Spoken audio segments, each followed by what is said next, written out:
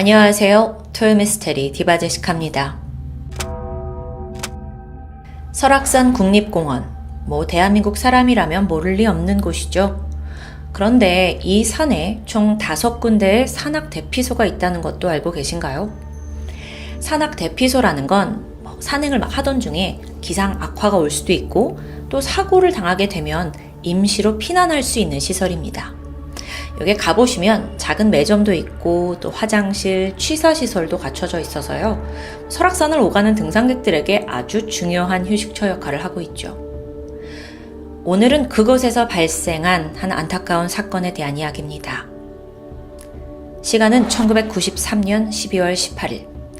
설악산 백담사 인근에 위치한 수렴동 대피소에는 몇몇의 등산객들이 모여서 잠시 휴식을 취하고 있었습니다. 그런데 순간 저 멀리서 한 남성이 힘겹게 다가와요. 한눈에 딱 보기에도 막 비틀거리면서 굉장히 위태로운 모습이었는데요. 반쯤 넋이 나간 것 같기도 하고요. 여러분, 여기는 지금 칼바람이 매서운 강원도 설악산이죠. 심지어 계절은 한겨울이었고요. 근데 다가오는 이 남성의 옷차림은 좀 어딘가 이상했습니다. 얼핏 보기엔 등산복을 갖춰 입은 것 같지만 허벅지 안쪽에 상당한 부분이 이렇게 둥그런 모양으로 다 들어가 있었어요. 그러니까 이 대피소에서 이걸 보고 있던 사람들이 심상치 않잖아요. 그래서 막 빠르게 갔죠. 그때 이 남성이 힘겹게 입을 뗍니다. 저기요. 제 친구들 좀 살려주세요. 남성은 이 한마디를 중얼거린 후에 바로 정신을 잃어버려요. 대피소에 있던 분들이 서둘러 남성을 안쪽으로 옮겼고 구조가 성공했죠. 그렇게 해서 다행히 이 남성은 목숨을 건질 수 있었습니다.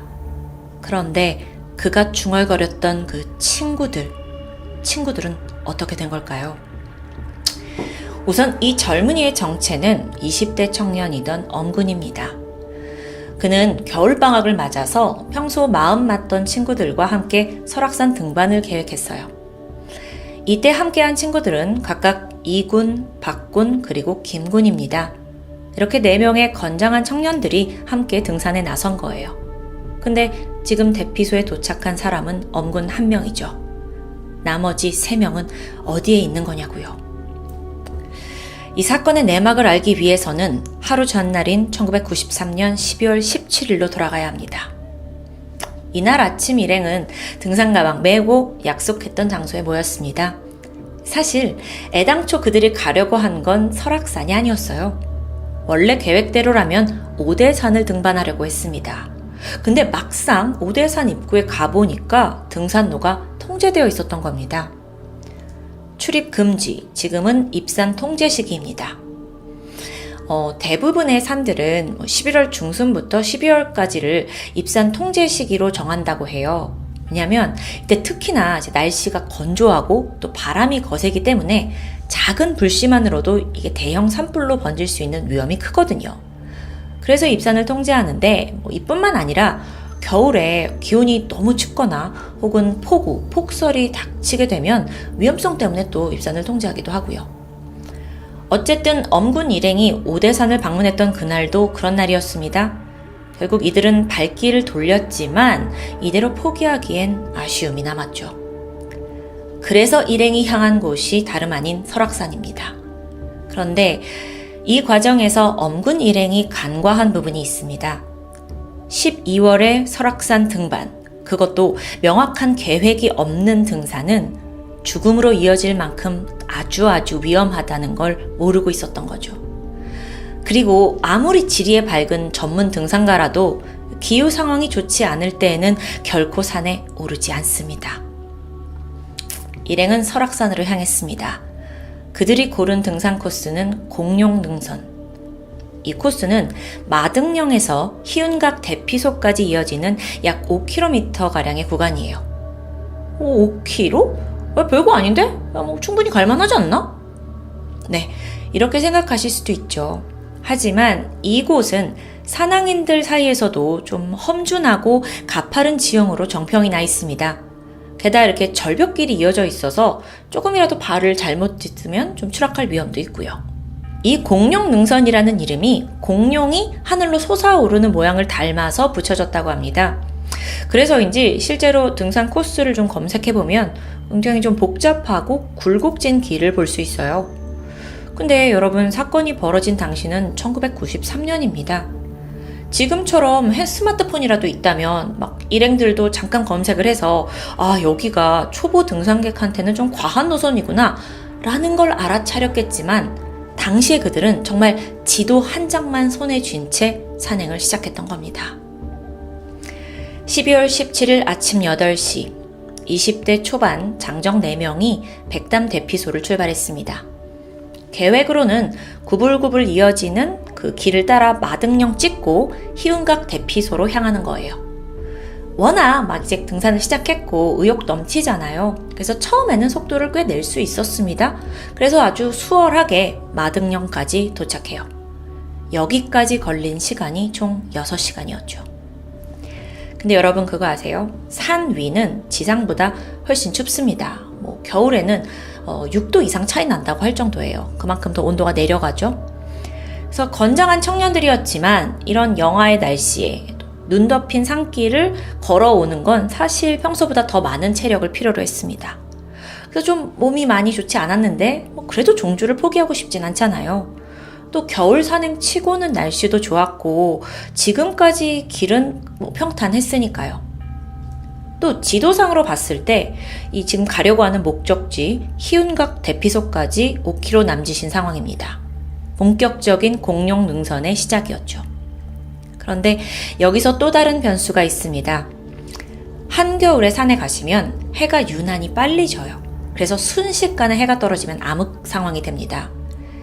심지어 마등령에서 그 대피소까지의 코스는 능숙한 등산객이라도 5시간은 좋게 걸릴 만큼 가파른 곳인데요. 여기에 대한 정보가 없었던 일행은 오후 2시 약간은 지친 몸을 이끌고 다시 출발합니다. 약 3시간이 흘렀어요. 목적지까지 겨우 3분의 1 정도 온 상황이었는데요. 1275번까지 여차저차 그리고 도착을 하게 되죠. 근데 상황이 심각해지기 시작한 건 그때부터였어요. 이 엄군과 친구들은 사실 등산을 해본 경험이 그리 많진 않아요. 게다가 장비조차 제대로 없었고요. 설상가상으로 5시가 넘어가면서 해가 저무니까 순식간에 사방이 캄캄해져요. 한 치 앞도 보이지가 않죠. 이들은 어느 순간 자신들이 길을 잃은 것 같다는 생각이 들었습니다. 근데 여러분, 이게 충분히 가능한 일이에요. 오고 가는 사람도 없고 깜깜해졌고 그러니까 등산로를 제대로 못 찾는 거죠. 아무리 청년 4명이 같이 붙어 있었다고 하지만 일행은 분명 공포감에 휩싸였을 겁니다. 게다가 마음이 조급하니까 원래 가려던 루트에서 완전히 벗어나서 엉뚱한 길로 들어서게 되고요. 야, 여기 아닌 것 같아. 어떡해. 해가 떨어졌잖아요. 어둠만이 문제가 아니라 이제 기온까지 급격히 떨어지기 시작합니다. 낮부터 입고 있던 이 옷이 갑자기 너무 얇게 느껴졌죠. 이런 상황에서 돌연 일행 중 한 명인 김군이 나 왜 이렇게 졸리지? 하면서 졸음을 호소하기 시작합니다. 또 이제 오래 걸어왔으니까 다리에 힘이 풀리는지 자꾸 주저앉아요. 그러면서 혀가 꼬이는 발음으로 나 그냥 두고 가 이렇게 말하는데요. 여러분, 사실 이 모든 증상은 저체온증을 겪을 때 나타나는 대표적인 반응입니다. 첫째로 근육이 수축하면서 제대로 활동하거나 또 말하는 게 어려워지고요. 두 번째로 이 몸이 에너지를 비축하려고 자체적으로 기면 상태에 빠지게 돼요. 그래서 점점 졸음이 온 거고요. 친구들은 김군의 상태가 좀 이상하다는 걸 눈치챘고 어쨌든 다시 그를 양쪽에서 부축한 뒤 걸음을 재촉합니다. 그런데 이때 앞에서 걷고 있던 이군마저 발목을 삐게 돼요. 부상을 입고 주저앉아 버렸죠? 근데 이군이 마치 막 모든 걸 포기한 듯 신발 던지면서 나 두고 그냥 니들만 가! 그래서 이거 역시 이제 생존에 대한 약간 힘이 빠진 것 같은데 어쩌면 저체온 상태에서 나온 행동으로 볼 수도 있습니다. 근데 아무리 그래도 엄군과 박군은 이 친구들을 내버려 둘 수 없었어요. 이대로 두면 무슨 일을 당할지 모르니까요. 결국 그나마 체력이 남아있던 두 사람이 지금 의식을 잃어가고 있는 김군과 발목 부상을 입은 이군 두 사람을 부축하면서 겨우 끌고 갑니다. 그렇게 얼마나 걸었을까요? 저 멀리 불빛 하나가 보이기 시작했어요. 그토록 찾아 헤맸던 대피소였죠. 훗날에 엄군이 당시 상황을 회상하길 정말 이 눈앞에 불이 손을 뻗으면 닿을 것처럼 가까운 거리로 느껴졌다고 합니다. 그 덕분에 엄군과 박군은 희망을 가지게 된 거예요. 야, 조금만 가면 돼, 조금만 가면 돼. 하지만 그때가 이미 밤 9시였습니다. 또 두 사람을 이제 부축하고 오느라 많은 체력을 썼죠. 그래서 엄군과 박군은 버틸 힘이 점점 바닥나고 있었는데요. 이때 이들은 생존을 위해, 살아남기 위해 중대한 결정을 하게 됩니다. 팀을 나누자는 거예요. 우선 박군이 발을 다친 이군과 함께 불을 피우면서 좀 여기서 휴식을 취하고 기다리면 그 사이에 엄군이 지금 정신을 잃은 김군을 끌고 먼저 저 대피소로 가서 구조를 요청하기로 하자 한 겁니다. 자, 그렇게 팀이 갈라졌고 엄군과 김군이 길을 나섭니다. 한편 거기에 남아있던 박군은 가방에서 챙겨온 텐트를 꺼냈습니다. 근데 여기가 너무 캄캄해요. 불빛은 당연히 없고요. 그리고 또 눈밭이었잖아요. 그래서 텐트를 설치하는 게 보통 일이 아니거든요. 결국 그는 텐트 대신에 보온 효과가 있는 텐트 플라이, 그러니까 텐트 덮개만 꺼내서 이군 친구와 함께 몸을 녹이기로 결정합니다. 또 이 추워지니까 체온을 좀 유지하기 위해 친구를 꼭 끌어안았죠. 두 사람은 이렇게 꼭 끌어안고 빨리 엄군이 대피소에 도착해서 구조 요청을 해주길 간절히 기다렸습니다. 한편 대피소로 향했던 김군과 엄군은 기묘한 일을 경험합니다. 분명 코앞에 저 희운각 대피소 불빛이 보이긴 하는데 그쪽 방향으로만 가면 그 절벽처럼 길이 뚝 끊어져 있기 일쑤예요. 그래서 또 이렇게 돌아서 다시 그쪽으로 가려고 하면 이게 오히려 불빛이 점점 멀어지는 것 같고, 이 사람들도 정말 귀신이 곡할 노릇이었죠. 뿐만 아니라 이제 엄군이 김군을 부축해서 가고 있었는데 김군이 나 앉아서 쉴래 하면서 자꾸 힘들어합니다. 자, 이대로 가다간 둘 다 목숨이 위험하겠죠. 결국 엄군은 김군을 두고 내가 얼른 빨리 다녀올게 혼자 가기로 결심합니다. 이렇게 자기가 조금이라도 빨리 가면 나머지 친구들을 더 구할 수 있으니까요. 암흑 같은 산속에서 혼자가 된 엄군은 오직 저기 보이는 그 불빛만을 따라갔습니다. 친구들을 구해야겠다는 간절함만 있던 상황이죠. 그 사이에 막 달리기도 하고 그러다 넘어지기도 하고 눈밭을 구르고 발을 다치기도 했어요. 아니 근데 아무리 이래도 대피소 불빛이 가까워지질 않아요. 여러분, 사실 계속 엄군이 이런 상황을 겪은 데는 이유가 있습니다. 방향을 잘못 선택했기 때문이에요. 그 엄군과 김군이 처음 불빛을 발견한 위치 앞에 완만한 등성이 자리 잡고 있거든요. 그래서 그냥 그 길을 따라가면 충분히 대피소에 도착할 수 있어요. 그런데 두 사람은 구불구불하게 이어진 길을 절벽이라고 착각을 했고, 그래서 오히려 이 능선을 피해서 다른 길을 따라서 한참을 헤맸던 겁니다.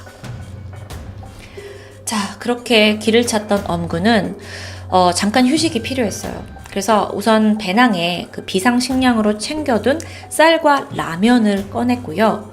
이걸 먹는 게 아니라 사실 이걸 불에 태우기 시작합니다. 그래서 조금이라도 따뜻해지기 위해서였죠.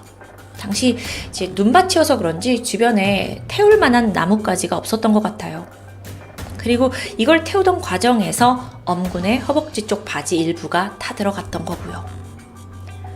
혼자였던 엄군은 그렇게 겨우 밤을 버텨냈습니다. 그리고 날이 밝았죠. 그는 다시 무작정 걷기 시작했어요. 지금 뒤처진 친구들의 목숨이 자신에게 달렸다는 그 큰 책임감과 두려움이 엄습했겠죠. 그렇게 12월 18일 아침 8시 엄군이 겨우 대피소에 도착합니다. 그런데 그곳은 처음에 목적지로 삼았던 희운각 대피소가 아니에요. 오히려 거기는 숲 2km 더 떨어진 수렴동 대피소였어요. 그러니까 길을 돌아서 여기까지 온 거죠. 더 참담한 게 뭐냐면 당초 희운각의 불빛을 발견한 건 맞습니다. 근데 그 위치가 고작 2km 정도였거든요. 근데 눈앞에 이걸 두고 돌아서 결국 수렴동 대피소에 온 겁니다. 자, 그렇다면 나머지 3명의 친구들은 어떻게 되었을까요? 대피소를 이제 발견하자마자 친구 구해주세요 하고 쓰러졌잖아요. 그가 정신을 차린 건 그 후로부터 2시간 정도 지났을 때입니다. 의식이 돌아오자마자 제 친구들이 산에 있어요 하고 상황을 전달했죠. 뒤늦게 구조대가 출동을 했는데 안타깝게도 엄군과 같이 있던 나 좀 쉬어가겠다 해서 두고 왔던 그 김군은 희운각 대피소를 20분 남겨둔 채 사망한 모습으로 발견됩니다. 그리고 이전에 팀이 갈려서 남아있던 발이 다쳤던 이군 그리고 텐트 플라이 속에서 함께 있던 박군 이 2사람은 꺾여하는 모습으로 동사한 채 발견되었죠. 사망 시각으로 유추해보건대 아마도 이때 먼저 목숨을 잃은 건 이군이었을 것으로 보입니다. 박군은 이 혼미해져가는 정신 속에서 친구가 세상을 떠난 줄도 모르고 그를 끌어안고 있다가 연이어 숨졌던 겁니다. 너무도 비극으로 끝나고 말았죠. 사실 공룡능성에서 발생한 조난사고 피해자는 이들만이 아닙니다. 처음이 아니에요. 애초에 희운각 대피소 이곳이 세워진 이유도 과거 여기서 여러 사고로 숨진 산악인들을 기리기 위함이었다고 해요. 1969년 한국 산악회 소속 대원들이 등반을 하던 도중에 갑작스러운 눈사태를 만났고 전원 사망한 사고가 있었는데요. 이때 산악인들을 후원해주던 최태묵 선생님이 이 대피소를 세웠다고 합니다. 그의 호인 희운을 따서 희운각이라고 이름을 붙였고요. 이것만 보더라도 설악산 공룡능선의 코스 난이도를 좀 짐작할 수 있겠죠. 여러분 아시다시피 설악산은 그렇게 쉽게 들이댈 수 있는 등산 코스는 아니죠. 이제 갓 대학생이 된 젊은 청년들, 이들 중 3명의 목숨을 빼앗고 한 사람에겐 떨쳐낼 수 없는 트라우마를 남긴 사고입니다. 산행을 할 때는 무리하지 말고 철저한 준비를 했어야죠 라는 교훈은 여러분 당연합니다. 하지만 무엇보다도 인간은 언제나 자연 앞에서 겸손해야 한다는 것을 다시금 깨닫게 하는 사건이었습니다. 불의의 사고로 세상을 떠난 이군, 김군, 박군이 부디 평안한 안식을 누리고 있길 바랍니다.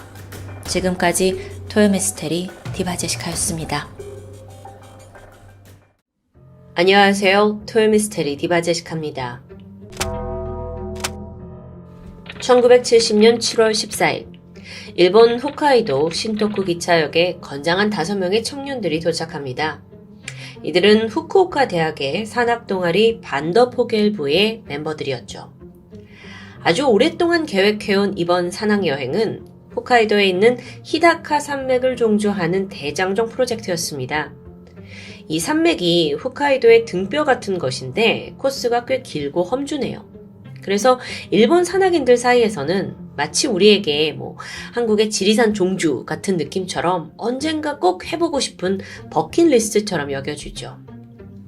구성원들을 보니까 20살이었던 타케스에 카즈토시, 이 사람이 거의 리더격이었고요. 22살의 타키슌지, 또 19살이었던 코로기 모리오와 니시 요시하루, 그리고 가장 어린 막내 18살의 카와하라 요시타카였습니다. 이들은 본격적인 동반을 하기에 앞서서 신토쿠에 있는 한 파출소에 들렸고 자신들의 동반 계획서를 제출합니다. 그리고 같은 날 오후 드디어 첫걸음을 내딛게 되죠. 시작은 순탄했습니다. 어차피 이게 하루 이틀에 끝날 여행이 아니에요. 그래서 대원들은 히다카 산맥의 절경과 자연을 만끽하면서 산에 올랐고요. 그렇게 무려 11일간의 순조로운 등산이 이어졌습니다. 그러던 7월 25일 5 청년들은 이 코스의 끝자락인 카무이의 쿠치카우시 산에 도착합니다. 여기서 하룻밤을 머물 예정이었기 때문에 평평한 분지를 찾았고 텐트를 치게 되는데요. 당시 시각은 4시 반쯤이었죠. 해가 지기 전에 서둘러 텐트를 다 쳤고 맛있는 저녁을 해먹으면서 좀 쉬려던 그때 텐트에서 한 6, 7m 떨어진 저곳에서 불길한 형체가 보였습니다. 숨어서 오는 게 아니고 대범한 풀소리를 내면서 점점 더 가까이 다가와요. 그래서 보니까 불곰입니다. 당시에 이 곰을 가장 먼저 발견한 건 리더였던 타케스였어요.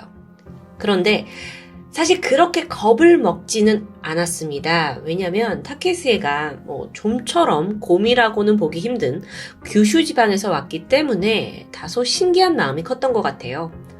게다가 눈앞에 있는 이 곰이 애조불곰이라는 종류였는데 크기가 한 대형견보다 조금 더 큰 정도였기 때문에 그렇게까지 위협적으로 보이지 않았던 거죠. 타케스가 모두들한테 야 괜찮아 하고 다독이게 되니까 멤버들도 금세 긴장을 풀고 335 모입니다. 잠시 후엔 카메라를 꺼내서 곰의 사진을 찍었고요. 한참 동안 곰이 어떻게 생겼는지 동물원처럼 관찰하는 여유까지 부리게 되죠. 하지만 그것도 잠시. 불곰은 대원들의 텐트와 물건에 관심을 보였습니다. 그러더니 텐트 밖에 꺼내놓은 배낭에 음식들을 막 뒤지기 시작해요. 대원들에게 이건 굉장히 신기한 상황이었습니다. 곰이 무섭게 느껴지진 않았죠. 이들은 그저 곰이 막 가방을 이렇게 이리저리 뒤지는데 그게 질릴 때까지 기다려보기로 합니다. 그리고 잠시 후 불곰이 다행히 다른 곳으로 시선을 돌리게 되는데요. 이때 한 멤버가 재빨리 그 배낭을 사수해서 텐트 안으로 치워두게 돼요. 자, 이젠 이 곰을 쫓아내야 했습니다. 생각한 끝에 한 멤버가 그 스테인레스 식기를 막 수저로 치면서 소음을 만들었죠. 또 다른 멤버는 라디오를 켜뒀고요. 또 다른 대원은 나무에 이렇게 불을 붙여가지고 곰에게 위협을 하기도 했고요. 그런데 이 방법이 통했던 걸까요? 불곰이 서둘러 이들의 캠프를 떠났습니다. 와, 참 인생에 둘도 없을 아주 짜릿하고 스릴 넘치는 자연이 주는 경험이었죠. 그렇게 대원들은 곰을 쫓아냈다는 안도감 뿐만 아니라 피곤함이 몰려왔고 금세 텐트로 들어가서 내일 또 떠나게 될 산행을 기대하며 잠에 들게 됩니다. 그런데 밤 9시 멤버 한 명이 뭔가 쎄한 느낌의 눈을 떴어요. 거친 콧김 같은 게 느껴진 건데요. 일어나 보니까 이 텐트에 주먹 하나가 들어갈 정도로 큰 구멍이 나 있는 겁니다. 그리고 저 멀리 아까 왔던 그 곰으로 추정되는 형체가 유유히 사라지고 있었죠. 아니, 이게 무슨 상황일까요? 곰이 도망친 줄 알았지만 오히려 밤을 노려서 이들을 역습했던 겁니다. 대원들은 예상치도 못한 이 불곰의 행동에 놀랐어요. 혹시 다시 오지 않을까? 이런 불안감이 느껴졌겠죠.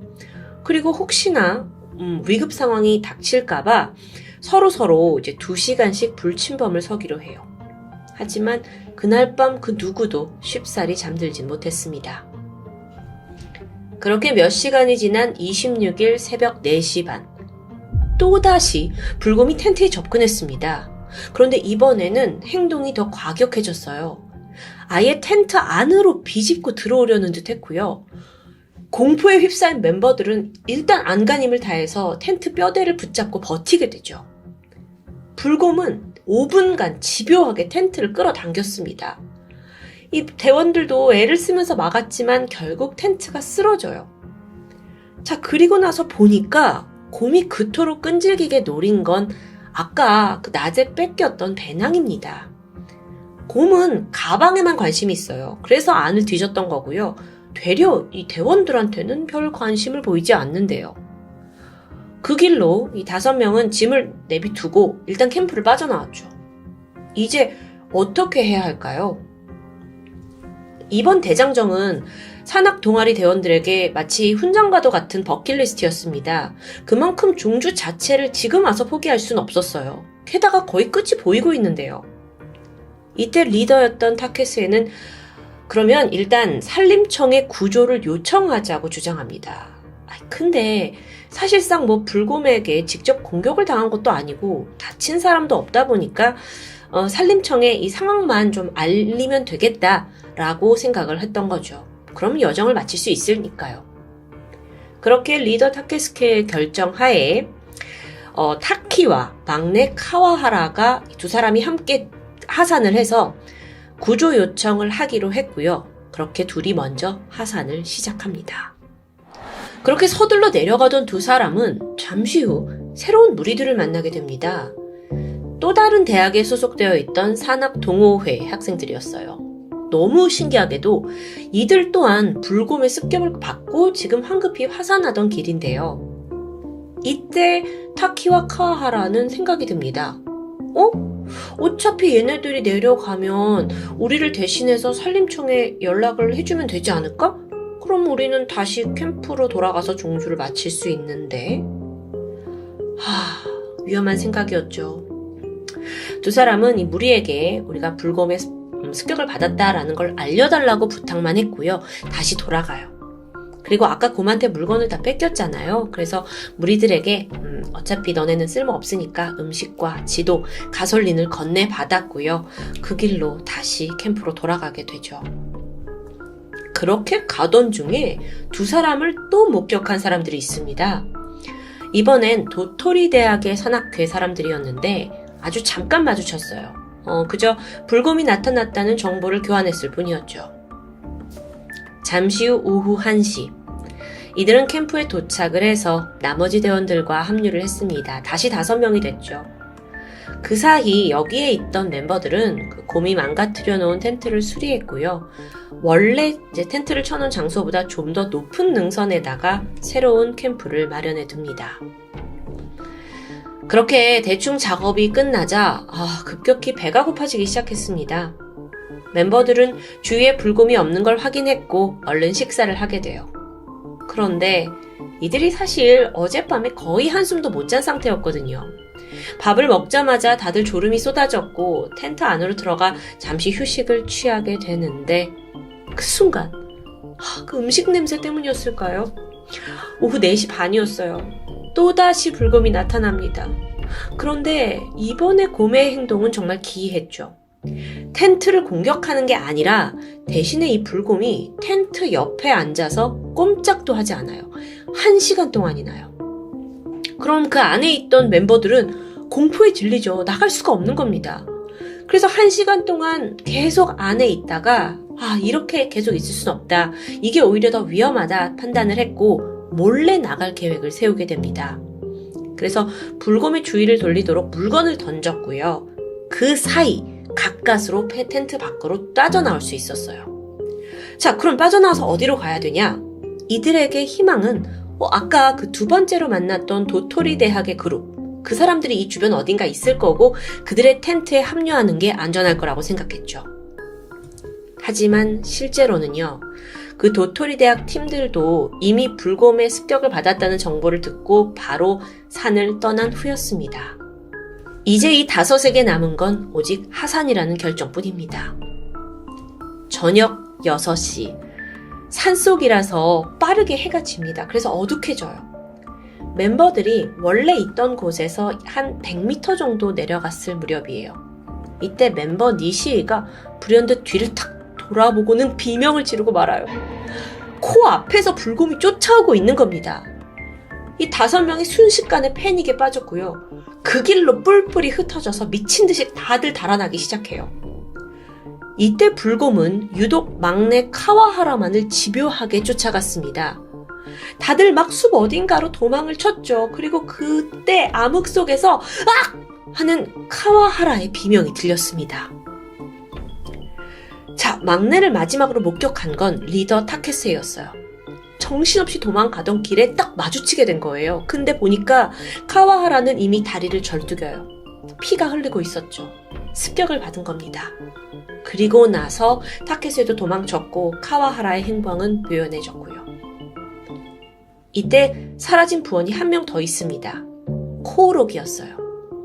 남은 3사람이 이름을 막 부르면서 코오록이 어딨어? 이러면서 찾아다녔는데 한참을 그러다가 저 멀리서 다 여기 있어! 하는 음성이 나지막히 들렸습니다. 하지만 그 딱 한 번의 음성을 마지막으로 코오로기는 더 이상 보이지 않았죠.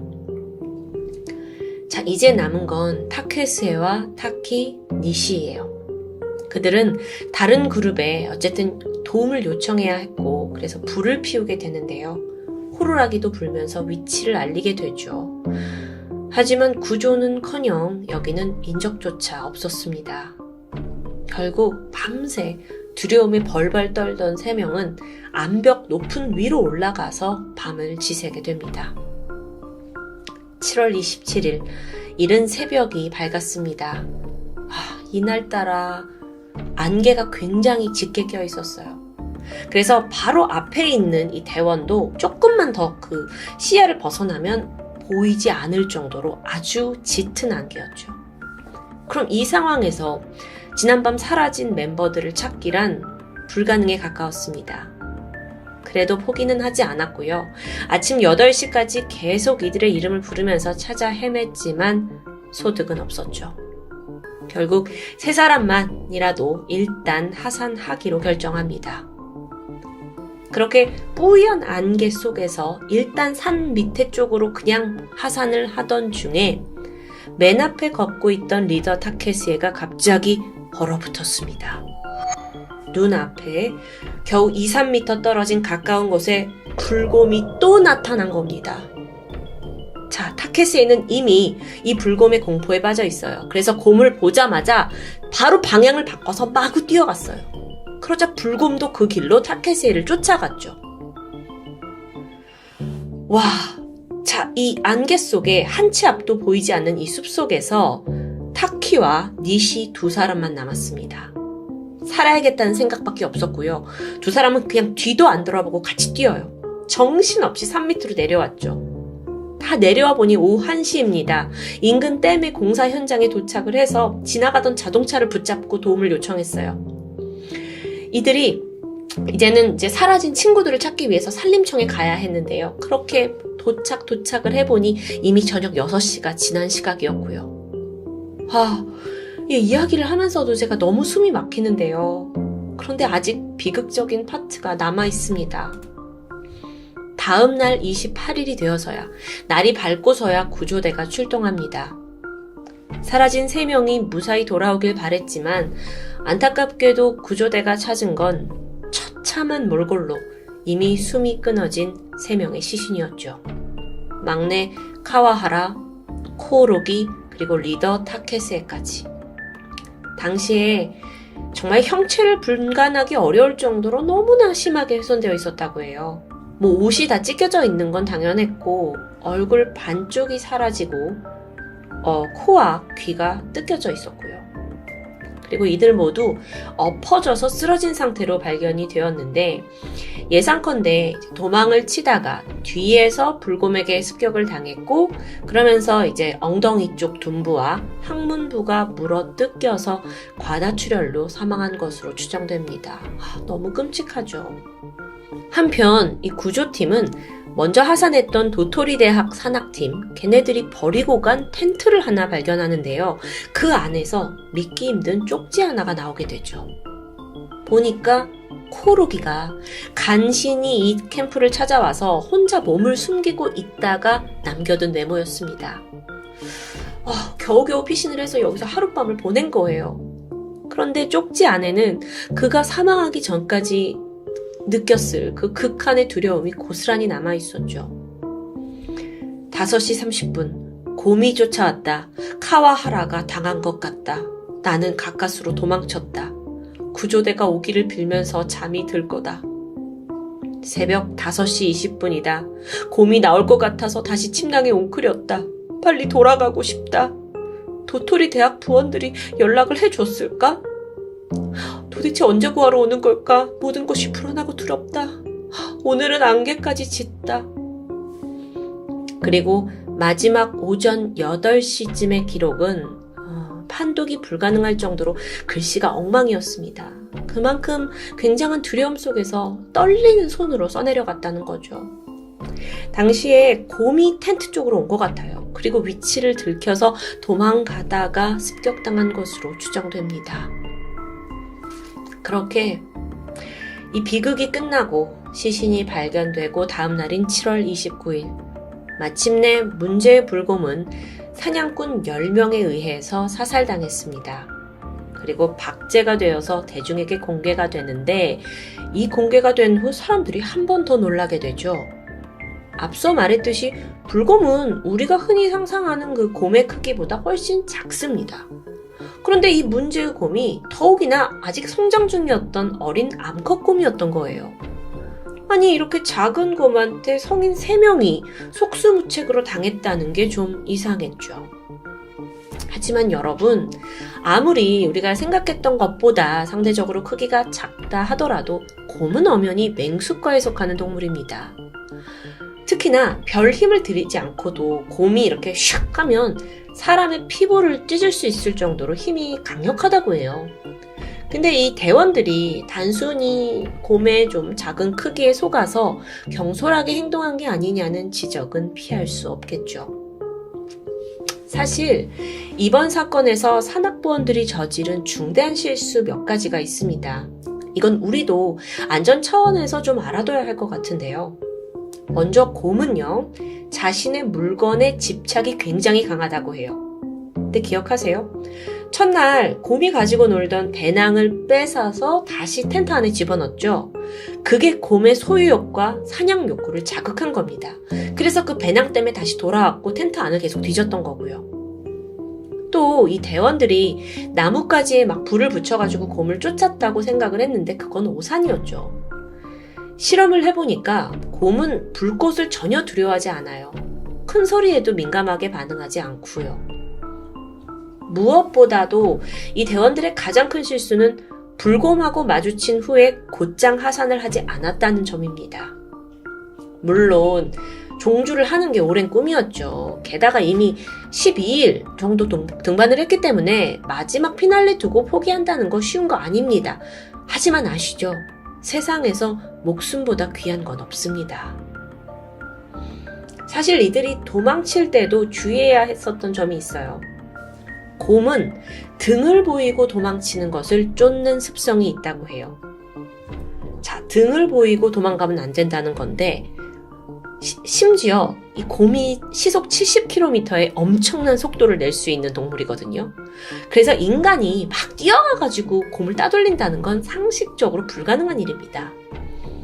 그런데 만약 여러분이 산에서 곰을 만났고 도망칠 수밖에 없는 상황이라면 차라리 이때 곰의 호기심을 이용해야 한다고 하는데요. 관심을 다른 곳으로 돌리기 위해서 물건 등을 집어던지는 행위가 될 수 있겠죠.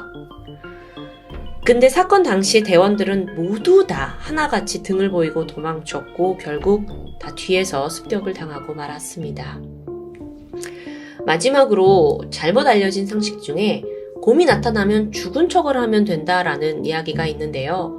물론 운 좋게 살아남을 수도 있지만 곰이 오히려 이게 정말 죽었는지 확인하기 위해서 이빨로 뜯거나 발로 짓누르는 수가 있다고 하네요.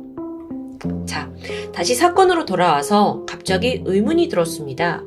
문제의 불곰은 왜 그렇게 끈질기게 이 대원들을 공격했던 걸까요? 곰을 사살하고 나서 위장을 살펴봤는데 사람을 먹은 흔적은 없습니다. 따라서 전문가들은 이 곰이 인간을 먹으려고 사냥 행위를 한 게 아니라 그저 일종의 놀이를 한 거라고 추정합니다. 그래서 더 안타까웠는데요. 곰한테는 그냥 그 배낭에 있는 게 신기했고 인간들이 있으니까 이렇게 장난을 친 건데 그 인간이 받게 되는 고통과 피해는 돌이킬 수가 없게 된 거죠. 사망한 학생들 18살에서 20살까지 꽃다운 청년들이었습니다. 끔찍한 사건 이후 이 시신이 발견된 위치에는 3사람을 기리는 위령비가 세워졌습니다.